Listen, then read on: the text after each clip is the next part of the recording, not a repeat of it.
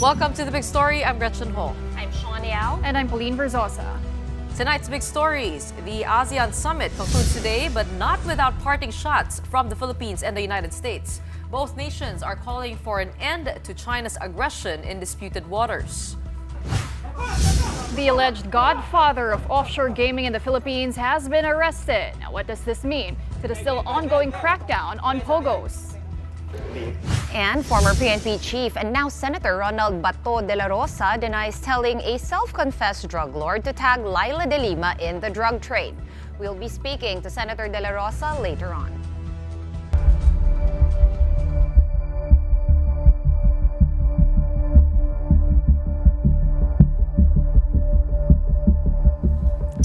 It is a wrap for the annual ASEAN Summit in Vientiane, Laos. But this year's gathering could very well leave state leaders points to ponder, especially when it comes to disputes in the South China Sea.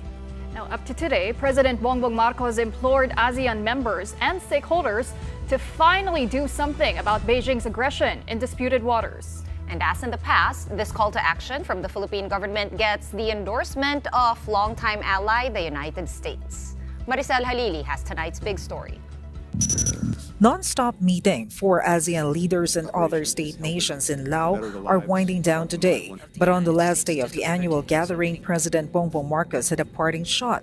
At the East Asia Summit, China became a target once again of his criticism over its illegal activities in the West Philippine Sea.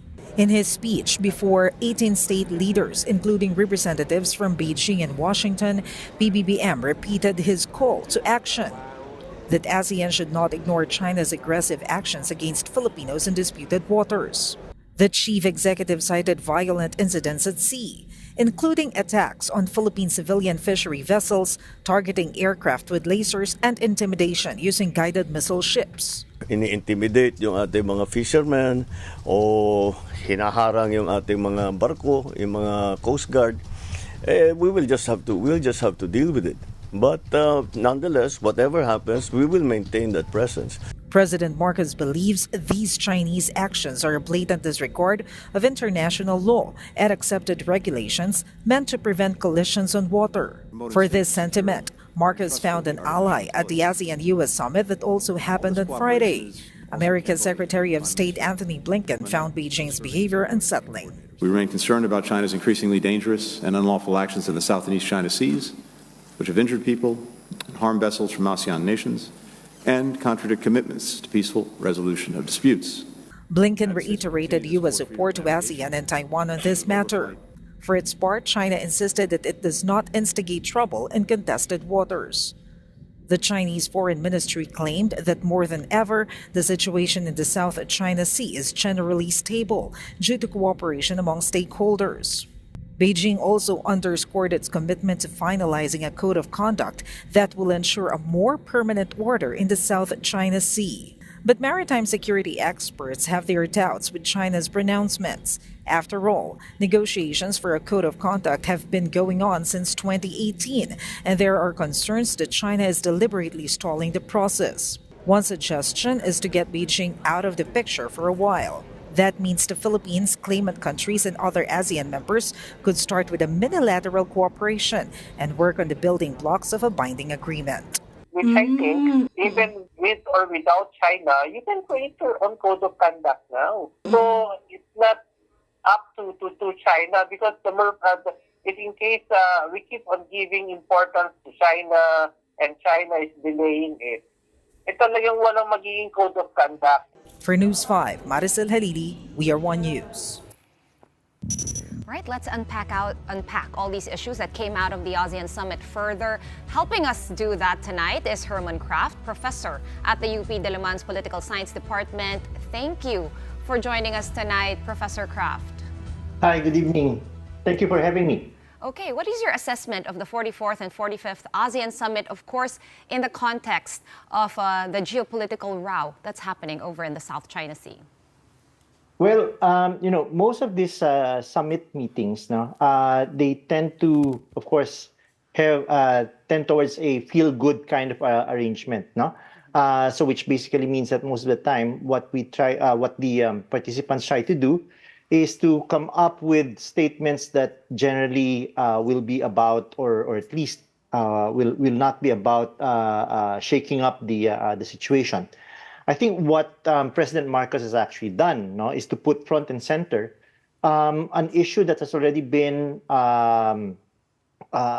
something that's been a concern for the ASEAN countries, but which they've tended to actually sweep under the rug. No, in fact, most of the time, we seem to get the impression that that the ASEAN countries actually don't want to talk about these things, or at least don't want this to be a situation that's actually going to be part of the conversation, no, and instead focuses on feel-good things like, for instance, cooperation in economics, no, and so on. But I think this is really the elephant in the room that needs to be addressed, no, at the soonest possible time, with all of the tensions that and the escalatory activities that are actually taking place. Now, it is something that ASEAN actually needs to address at the soonest possible time. The president is pushing for the speeding up of the creation of a code of conduct finally in the South China Sea.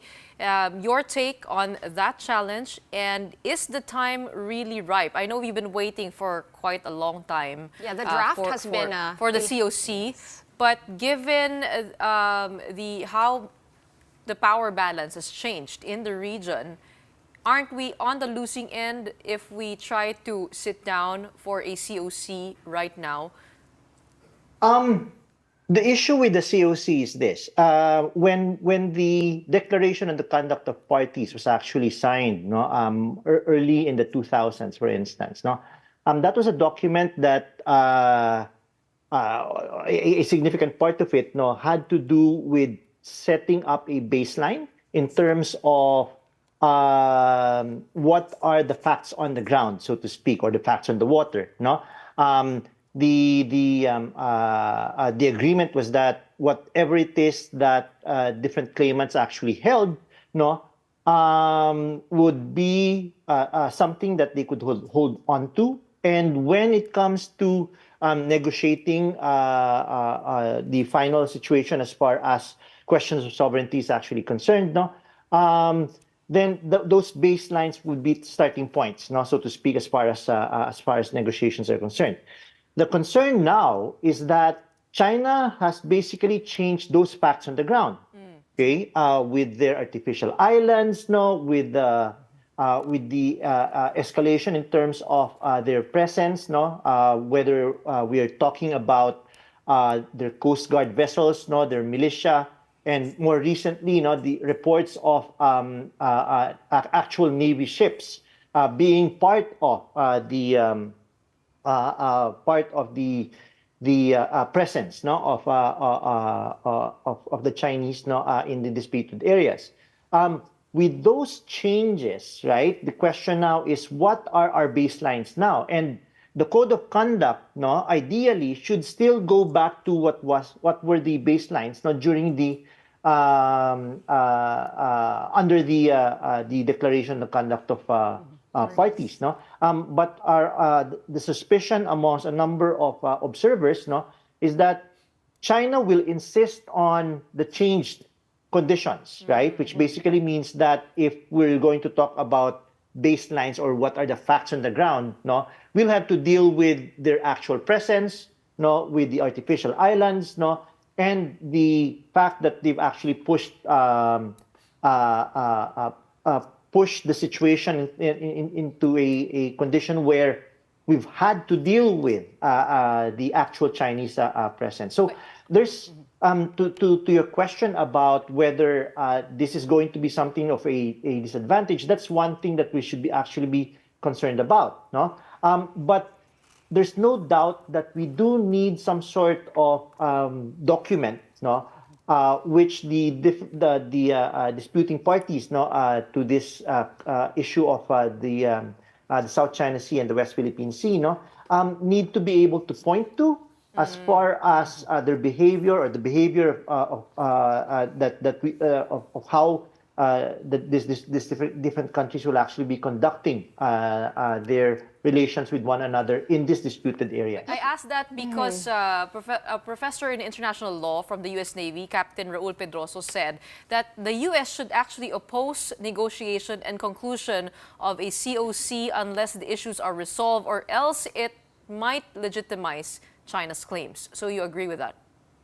Yes. Actually, the issue there is that I think a code of conduct should actually not be about legitimizing the claims of the different countries, right? But rather, a code of conduct is an agreement, no, on how the dispute, the countries involved in the dispute should actually deal with one another. No, none of this water cannoning, none of this ramming. No, for instance, meaning to say that the code of conduct must actually define the behavior, no, of countries involved in the dispute in a way where we don't actually create an escalation of what are now very tense conditions. So yes, I do agree with that particular point, no, about the dangers, no, on what the code of conduct might lead to, and therefore, no, it is necessary for us to be careful about what ACOC would actually include.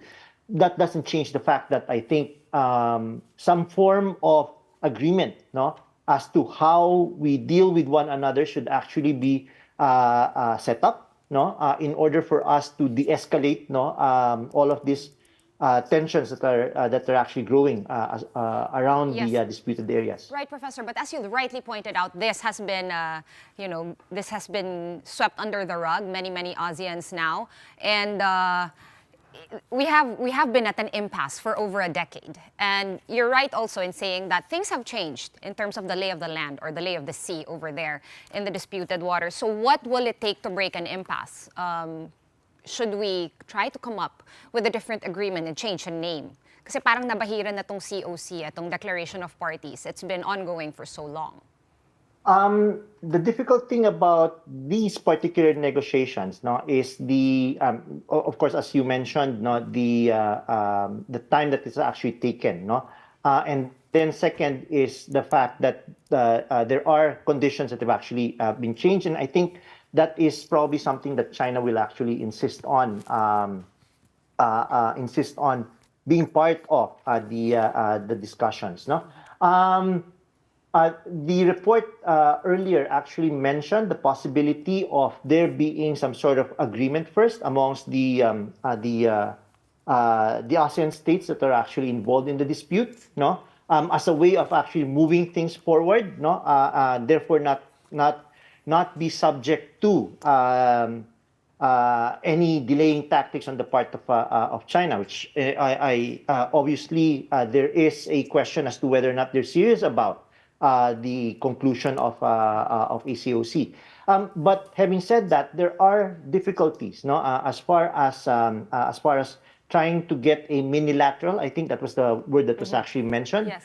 Amongst different ASEAN states that are involved in the dispute. No, it's probably something that could be explored initially, but I think part of the problem is that there's still that concern amongst ASEAN countries, not that any action on this towards this this kind of arrangement, no, would be something that would probably move back negotiations, no, on the COC. All right, Professor Kraft, well, going back to the ASEAN Summit, President Marcos told reporters there that his frustrations is, quote, an understatement. How would you interpret that statement from the president, and what do you think this suggests in terms of the gravity of the situation now compared to previous months? You know, it goes back to 2012, right? That year when we had a summit or a meeting, no, in Cambodia, where quite famously or infamously, no, a joint a chairman's statement or a joint statement failed to materialize, right? I think the frustration actually stems from the sense, no, that that ASEAN has been too passive, no, collectively, no, and to a large extent, even individually, except for the Philippines, no, it's been too passive as far as the activities of China, in particularly in terms of changing, no, transforming the dynamics in the region, no, and to which, of course, the Philippines has been one of the primary victims, if you will, no, of these kinds of activities on the part of China, especially as far as the harassment, no, that's actually taking place with regards to Filipino fishermen, no, and our own government vessels, no, in the disputed area. So I can understand his frustration. I can sense, no, that this is his statement is actually coming from a place where we can sense that that there should be a greater push on the part of ASEAN, no, if not to settle the issue of the South China Sea. That's something that's I think ASEAN will not be doing, but at least ensuring, no, that China's activities, its aggression, no, and its assertiveness in the area is not going to be something that's accepted, right? And therefore, that ASEAN will actually say something to the effect that that demands changes, no, in the way that China actually deals with the situation. I guess some more questions about the COC, a possible code of conduct, is first of all, will this be legally binding? If you're right, we can't agree on the same baselines. How will we get to draft a COC? Second question is, who will enforce that COC? And the third would be, if China is requesting the restriction of Western forces here in this region, where does that leave the Philippines and smaller countries in a conflict that is not proportionate to the powers that be? Right. Let me just add that China, of course, not following UNCLOS, which they have signed and ratified. So, Gretchen's right. Where does that leave us? Well, it's not an easy thing to project, right? To the question of who's going to, assuming that a COC is actually going to be finalized, no? The question is, can we expect all the parties to actually abide by it, no? And who's actually going to be responsible for its enforcement? The expectation is that, of course, the COC is actually a finalized COC is going to be enforced by all the parties, no, to the COC. So, which basically means that the expectation is that all the signatories, no, will not only agree to the provisions, but by themselves actually abide by, no, what is agreed upon, no. So the expectation is that if there is a COC that's going to be finalized, no, then everybody is actually going to be abiding by it, no, adhering to its provisions, no. And so, which basically implies, no, that there is going to be voluntary Policing. Well, or kind of like an honor system. Basically, that's what it is, right? And to a certain extent, no, and this is where the last question, the point about other parties are actually becoming party to this, right?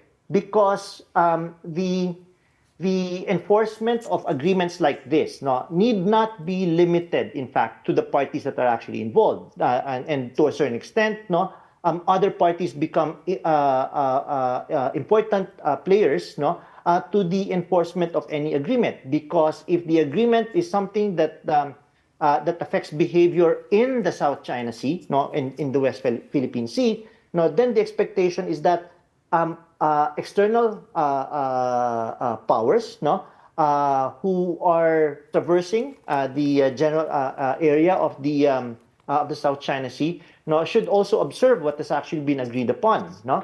So which basically means that It is the practice. It is the you don't think of enforcement in terms of a police force, right? You're thinking of enforcement in terms of expectations of how the parties should actually behave, no, in the conduct of their activities, no, in the disputed areas. All right.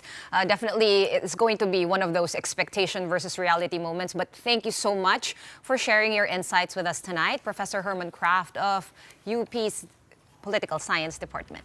Thank you so much.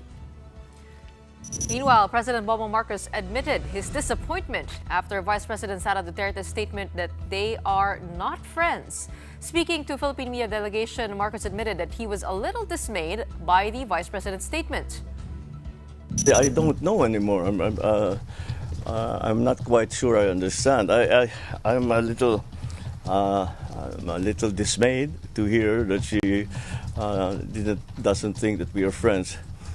I always thought that we were, but maybe I was deceived.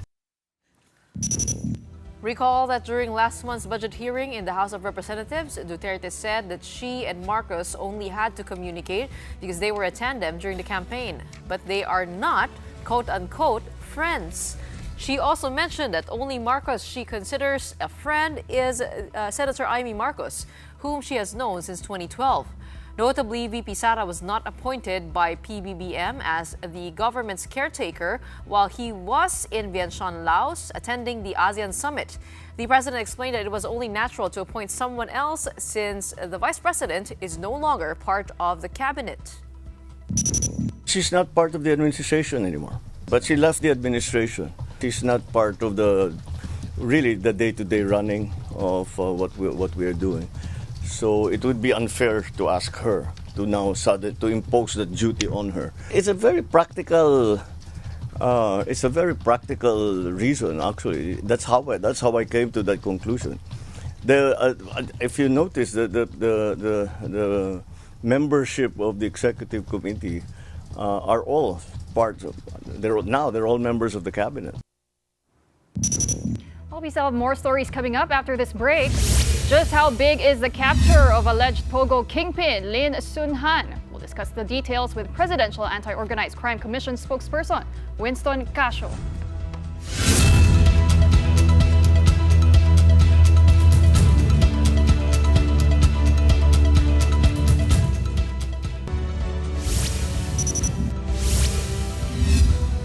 Welcome back. You're still watching the big story here on One News.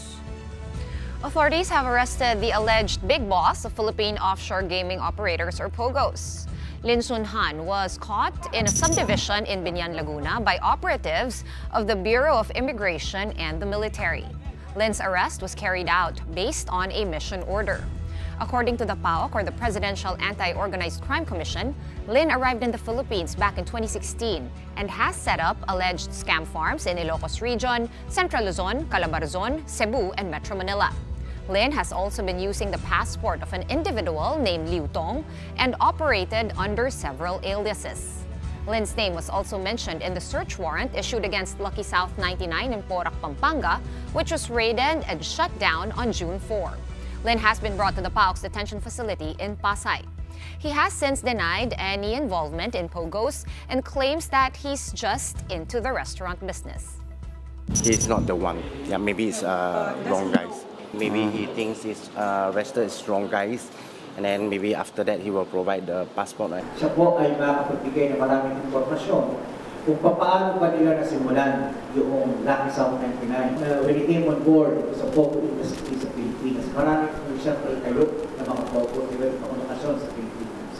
So he's a pioneer and he will be able to lead the investigation kung sino yung mga nasa likod nitong mga POGOs na ito. Let's get more details on this arrest from the Presidential Anti-Organized Crime Commission. Joining us tonight is PAOC spokesperson, Director Winston Casio. Magandang gabi po. Hi, good evening ladies and good evening to all your viewers. Hey, Director, can you give us some perspective on how big of a catch is Lin Sun-han? We've been hearing time and time again, ito na yung boss of all POGOs. Ano ba? Basta paulit-ulit na lang po namin naririnig. Big boss of all POGOs. I mean, siya na po ba talaga yung pinakamalaki, the biggest fish in the country. And where does that leave the other three that we've been hearing from Alice Go? Not necessarily, no.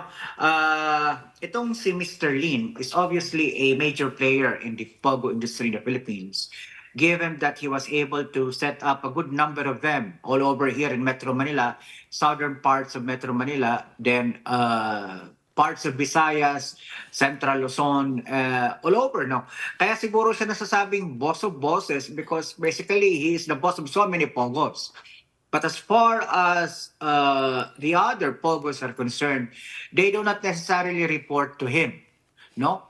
So with regards to the other bosses mentioned in the investigation with regards to Alice Guo and Catherine Cassandra Leong, those three individuals are also bosses. Let me put this in perspective.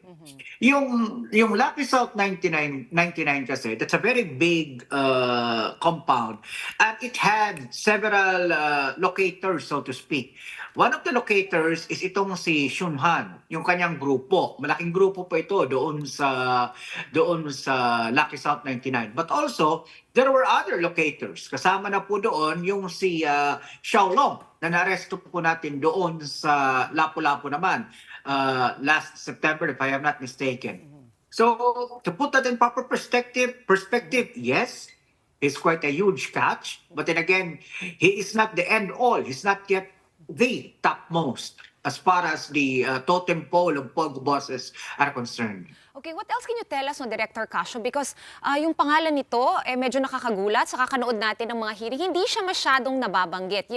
Nababanggit usually, no? Chang Jie, Wang Jiang, di ba? Paulit-ulit. Xiaolong even sometimes. Pero Lin Shunhan, hindi masyado, or yung alias niyang isa na Liu Dong, hindi masyadong naririnig.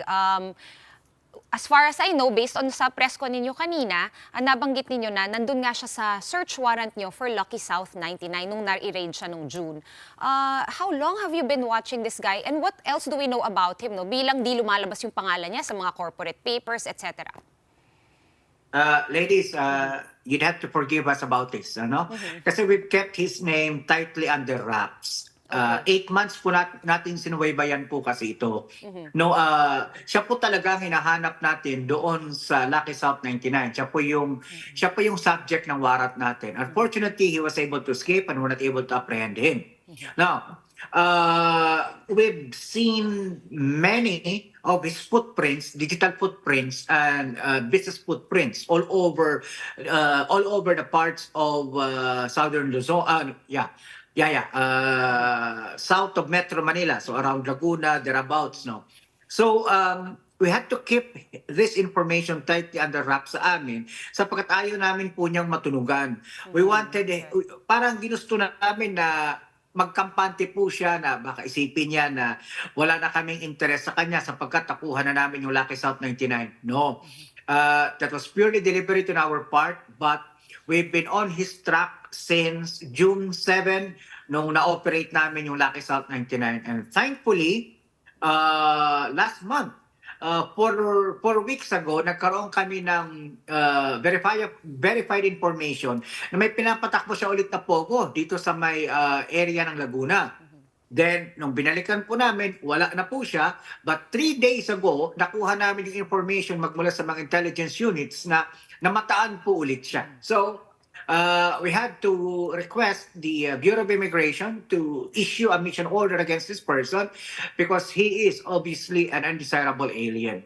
You arrested 12 others along with him. Lin Shunhan, sino po yung 12 na yon? Are they his cohorts? Ayun ba, ay yung mga biktima niya, katulad nung nakita natin sa mga dating POGO? Also, saan niyo po siya na-aresto? Doon po ba sa bago niyang POGO? And did you also see some scamming equipment there? No, he was not arrested in a POGO operation. No, he was basically, we found him in a private subdivision in Laguna. I won't name the name of the subdivision. But then again, nung nakita po natin siya doon, hawak lang po kasi natin his mission order. So we could not break domicile. Hindi po natin pwedeng pasukin yung kanyang lugar. But thankfully, he got out of the domicile. He went out of this house. May party po kasi, no? So lumabas siya doon sa party at nang lumabas po siya papunta sa kanyang sasakyan, dinumog na po siya. Then tinulungan siya, sinubukan siyang tulungan ng kanyang mga kaibigan, mga close-in bodyguards and the like. So kasama po silang iniimbestagahan natin kung sila po ba ay meron ding paglabag dito sa mga batas po natin. Okay, Director, what charges specifically can be filed against itong si Lin Sunhan? Will he be prosecuted here? Will he be facing these charges here? Or baka ma-extradite po siya sa China? No, we won't allow that. We would have him face charges in the Philippines, primarily qualified trafficking in persons and other crimes that are associated to POGOs. Remember, yung POGO na inoperate namin, yung kanilang POGO dun sa Lucky South 99, they had all the hallmarks of murder, torture, and kidnappings. So it's highly probable that he would be able to file charges against him also in relation to those crimes. But what is definite at this point is he is an undesirable alien. We'll inquest him for immigration violation on Monday, and likewise we would file supplemental complaints against him and include him in the qualified trafficking in person charges filed against the group of Catherine Cassandra Leong et al. Hey, Director, what do you know, ano po yung nagpapalakas sa loob nitong si Lin Sunhan, given the President's already pronouncement that he will ban POGOs, they only have until end of the year, at meron na namang POGO itong si Lin Sunhan. So, saan po kaya nanggagaling yung kanyang lakas ng loob sa pag-aaral po niyo sa sitwasyon? I think they're just plain criminals. This is a criminal organization. Its primary purpose is criminal profit. Bear in mind that proceeds coming from POGOs and other offshore gaming operations can run into the hundreds of millions of pesos and even to the billions of pesos, and it's equivalent in US dollar or Chinese yuan. So the bottom line really is that. Bottom line, yun lang po ang hinahabol nila. And again, bakit may lakas ng loob? Because probably they think that they could get away with it. They probably think that they could just bribe anybody in this country. But no, our police, our NBI, our different agencies of government are professional individuals. So there may be bad eggs among us. But then again, at the end of the day, the organizations of the PNP, the NBI, the Bureau of Immigration, the Department of Justice, PAO Conduct, we're all professionals. The organizations are professionals. There may be bad eggs, but at the end of the day, we'll catch all of these bad eggs and hold them to court together with these Chinese scammers. Director, gusto ko lang po linawin, no? Siya po ba yung pangalan na nabanggit ni Alice Go sa executive session with our senators? And bakit po siya hindi nababanggit sa hearings? Kasi yung tatlo nga ang pangalan, sinasabi niya, pero ito na parang partner niya ay hindi niya nababanggit. What are the links to Alice Go and Cassandra Ong? As far as Alice Go was concerned, I could definitely say that based on the leads that were given by the honorable members of the Senate, kung sino yung binanggit ni Alice Go doon sa executive session, I could definitely say that it's not Lin Sunhan that she wrote in that piece of paper and mentioned in that particular executive session. I could definitely say that it's one of the three that are usually mentioned. It could be anybody between Wang Jiyang, Zhang Jie, and Duan Renhu. Now, the other part of your question, why is Lin Sunhan not mentioned in many of these investigations? Well, primarily because one, PAOK kept this information until and unless we were able to catch him. Una po yun. Pangalawa, Catherine Cassandra Leong is obviously trying to protect this individual. Kahit si Xiaolong tinanong siya sa Senado, do you know Xiaolong? And her answer was negative. She didn't know Xiaolong. So, paano nangyari yun? Locator yun. Isa yun sa mga bosses ng POGOng pinapatakbo nila. So, again, ladies, I could not presume to know what lurks in the minds of Ms. Guo and Ms. Lee Ong. So, then again, if you ask them, I don't know if it would be of any value because as you've heard from them, it's quite difficult to ferry out the truth from anything that they say. Well, Director, we'd like to congratulate you for this huge catch, and we hope to see more of that. and to finally bring victims to justice. Maraming salamat po for joining us tonight. PAOK spokesperson, Director Winston Casio. All right, well, we're going to taking a quick break, but up next, alleged drug lord Kerwin Espinosa made some strong accusations against former PNP chief turned Senator Bato Dela Rosa during today's House Quad Committee hearing. We'll be speaking with Senator Bato Dela Rosa himself about this when the big story returns. Stay with us.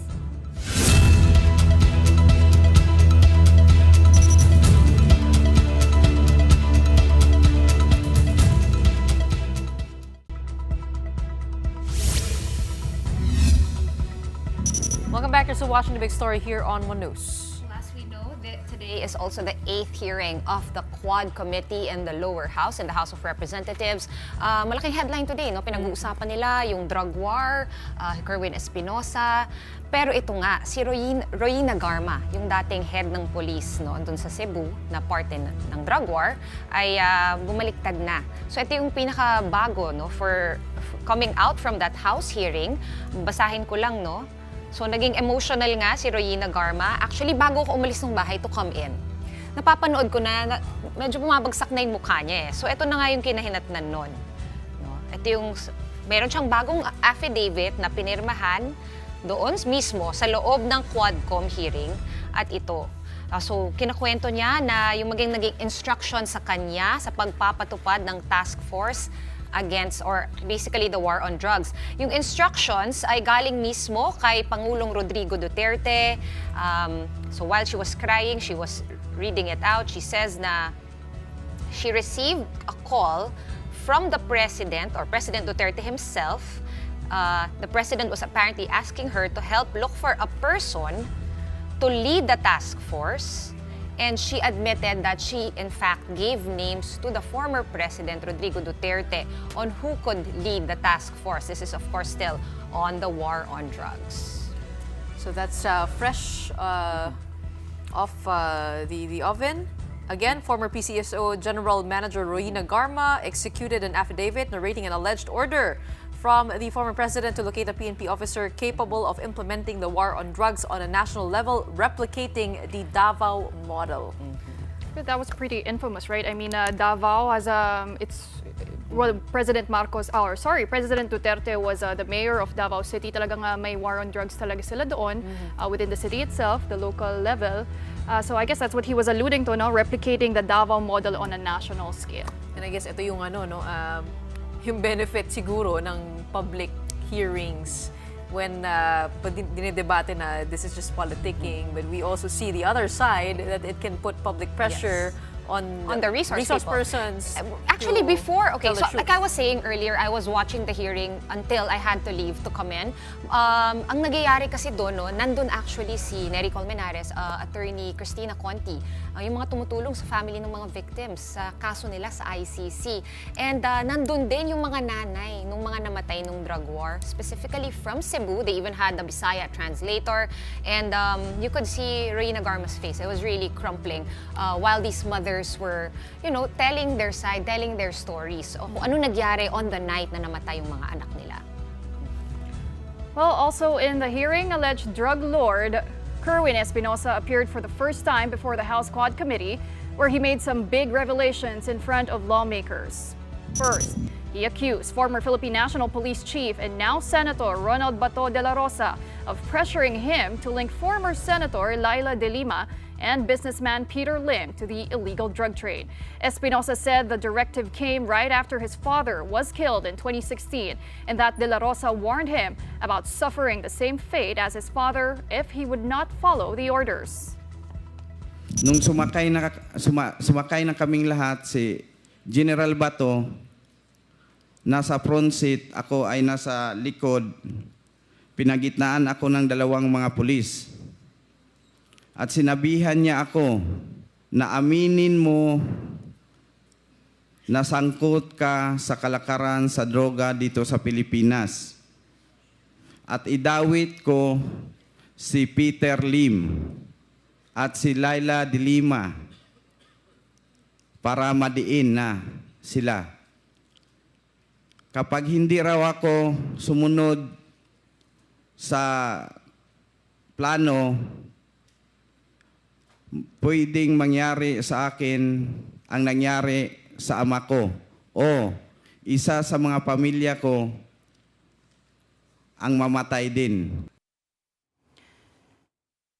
Espinosa then said Dela Rosa told him the order came from higher authorities, and to make De Lima's involvement in drugs more credible at that time, Dela Rosa allegedly had Espinosa speak with Ronnie Dayan, De Lima's driver.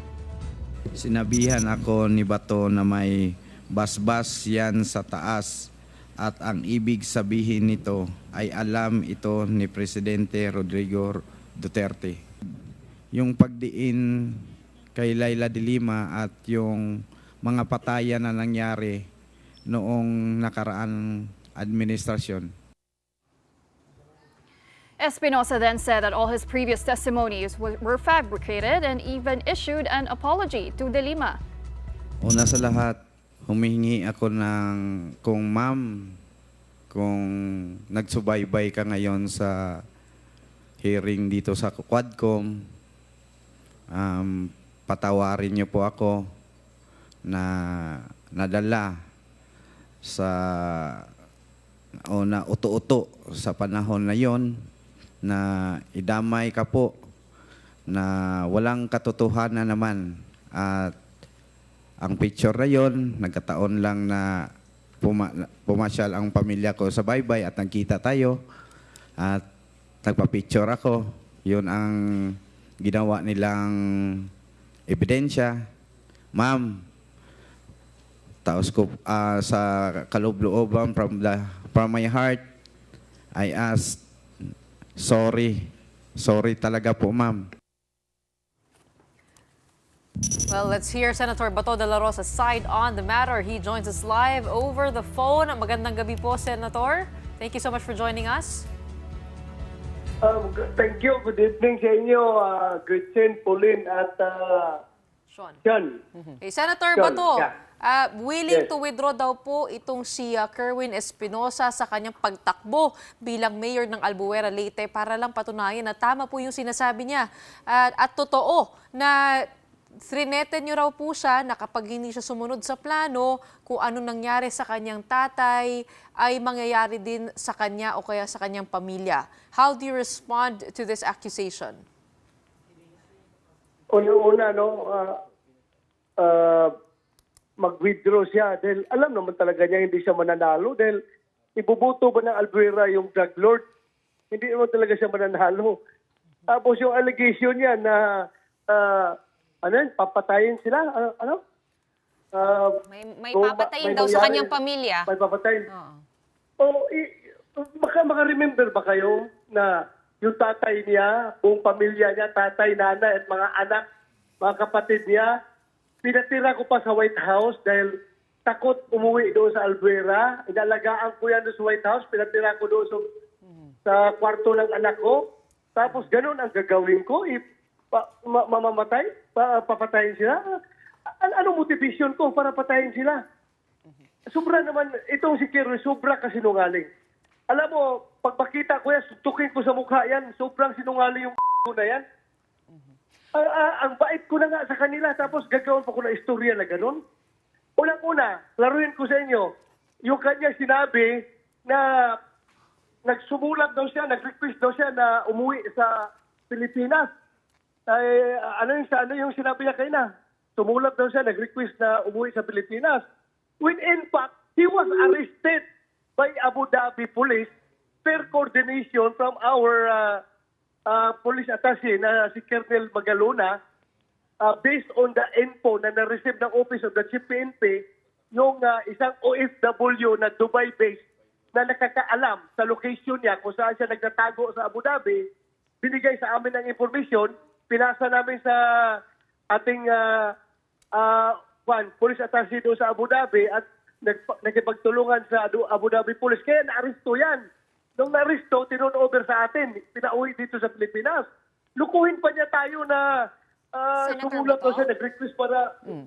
Senator Bato, yun nga yung kwento niya, no? Yes. Naaalala ko na ikaw mismo yung nagsundo sa kanya sa airport, if my memory serves me right. At that time daw, yun yung claim ni Kerwin, nung time na sinundo niyo siya sa airport, yun daw po ang pinag-usapan ninyo sa loob ng kotse. Ngayon, gusto ko marinig, no, sa side niyo naman, ano ba talaga yung pinag-usapan? Ganun ba talagang usapan na nagyari sa loob ng kotse, pagsundo nyo sa kanya sa airport? Ano po talaga yung pinag-usapan ninyo noon? Mamatay man ako ngayon sa kinatayuan ko kung sinabi ko yan doon sa loob ng sasakyan. Okay. Sa loob ng sasakyan, pinag-usapan lang namin kung bakit siya lumayas at yung about sa pagsulimpi ng tatay niya at mayroon siya binigay, senior na informasyon. Ito, isa-isahin ko. Unang-una, bakit ako magka-interest kay Dilima na hindi man ako may hawak ng kaso ng Dilima? Ang may hawak ng kaso, DOJ mismo ang nag-build up ng kaso at nag-file ng kaso kay Dilima, hindi man PNP. Bakit ako magpupumilit na i-diin si Dilima? Wala ako makialam sa kaso ni Dilima. Pangalawa, yung si Peter Lim, gusto niyang sabihin na gusto ko daw ipa-diin si Peter Lim. I have no idea about Peter Lim kung anong involving siya sa droga dahil wala akong alam na ma-involving niya sa droga. Ang impormasyon nagagaling sa kanya. Dahil nung tinanong ko siya doon sa sasakyan, saan ba talagang sources niyo sa droga? Bakit ka ikaw hawak ng droga dyan sa Leyte? Sabi niya, sir, minsan ang source ko kung hindi kay Peter Lim, doon kay General Loot. Yun ang sinabi niya, ha? Sinabi niya, na yung kusang loob niya senior sa akin.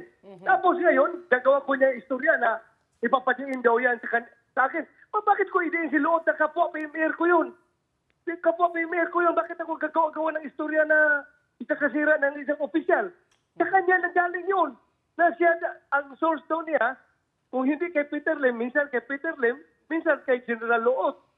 So yun ang sinabi niya. So bakit ako magdikta sa kanya ng ganong informasyon na sa kanya man nanggaling yun? Ang napakasinungaling na tao yun, napakasinungaling talaga, ang galing gumawa ng senaryo. Pati kay Dayan, pinakausap ko daw si Dayan sa kanya. Anong interest ko kay Dilima? At si Dayan, may telephone number ba ako kay Dayan? Na nagtatago man si Dayan nung panahon na yun. Senator, hindi nga makita-kita si Dayan. Okay, Senator, galing gumawa ng istorya. Tinawag niyo pong sinungaling itong si Kerwin Espinosa, but in your opinion, Senator, bakit po ba siya magsisinungaling? Why will he fabricate lies against you? And ano sa tingin niyo po yung motive niya in making these accusations against you? There are people behind him na talagang sisirain kami. Sisirain kami, Pangulong Duterte at ang mga Duterte administration na people, sisirain. Yung mga tao na yan, yung nandyan sa Quadcom, wala namang ibang motibo, kundi demolition job yung ginagawa nila. Okay, wala po yung mga tao na yan. Senator Bato, ongoing pa po yung House hearing right now, no? Medyo kumabig na po yung conversation. Hindi ko sure kung sinusundan ninyo, pero nasalang po si Regina Garma. Dati pong kapulisan. Yes, nagsulat na po siya ng affidavit doon sa loob ng hearing. At sabi daw niya ay... Oo, ang sabi niya, kasi di ko sure kung narinig niyo yung reporting namin kanina. Pero nevertheless, okay, yung nagyari po ay nagsulat siya ng affidavit claiming na tinawagan siya mismo ni President Duterte, naghahanap daw si dating presidente sa kanya ng, kumbaga, list of names kung sino daw ang pwede mag-lead nitong war on drugs. Ano pong reaction niyo doon? May katotohanan po ba yan? I don't know. Yung police na yan, hindi yan close sa akin. Wala akong wala akong alam kung anong meron siyang pinagagawa niya. Hindi ko yan mga close na mga tao. Si Regina Garma po? Hindi ko yan close. Hindi ko yan, wala akong alam sa mga pinagagawa niyan. Pero kayo po yung chief PNP nung panahon na yun. So, ako ang chief PNP. Ako ang chief PNP. Correct. Normal dealings as a chief PNP to your subordinates. Pero wala akong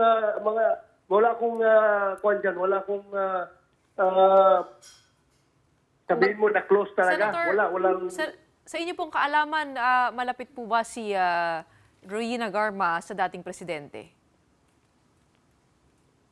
Alam ko nga nagre-report yan doon sa Pangulong Duterte. Pero sa akin, hindi yan nagre-report sa akin. So malapit po sila?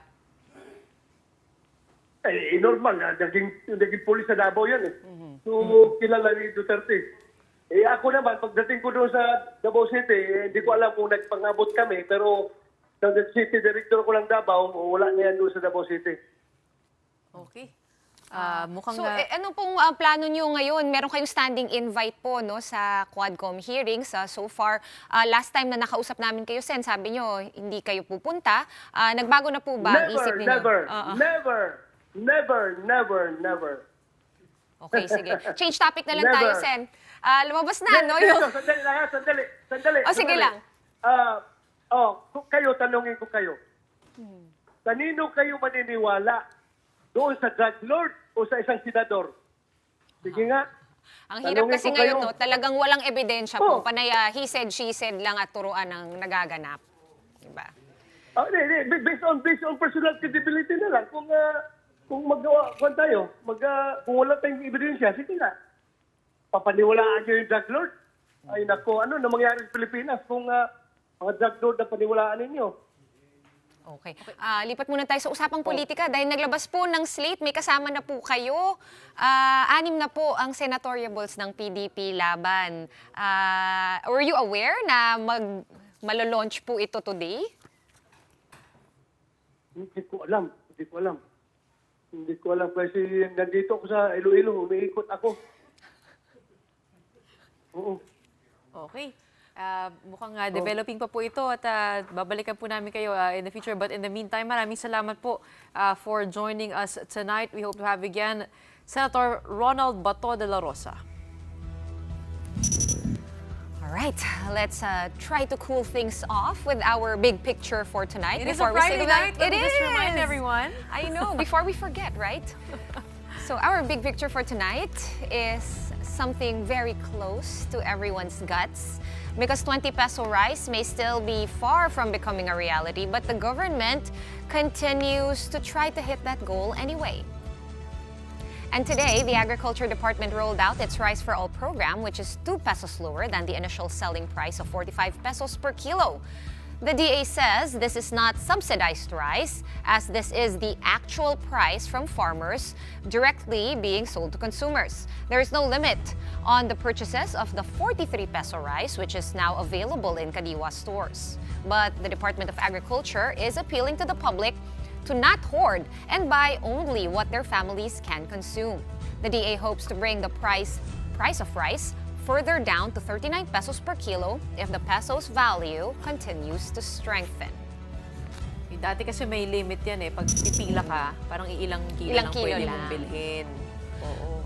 Para naman wag na rin tayo mag-hoard, di ba? Pag inaakusahan natin yung mga rice traders and smugglers of hoarding, wag na rin natin gawin siguro. Tama naman. So I guess this is the way of government to bring down the prices. Kasi pag only pero mataas pa rin, ano? Ang taas, layo sa 20. Times 2. More than. Plus 3. Times 2, plus 3. Nakakalimutan na natin, ano? Ako kasi naisip ko yung, yung Bahay Pangulo, yung pinakita ng administration recently. Ang ganda, no? Ang ganda. The resort lighthouse. Nakalimutan ko yung presyo ng bigas. Okay, so will we achieve 20 peso rice? Yan ang katanungan. Remains to be seen, but it is the weekend, as Gretchen has reminded us. Happy Friday. That's it for the big story this week. We will catch you again next week. Happy weekend. We are One News, all sides, all the time. Thank you so much for watching and have a good night.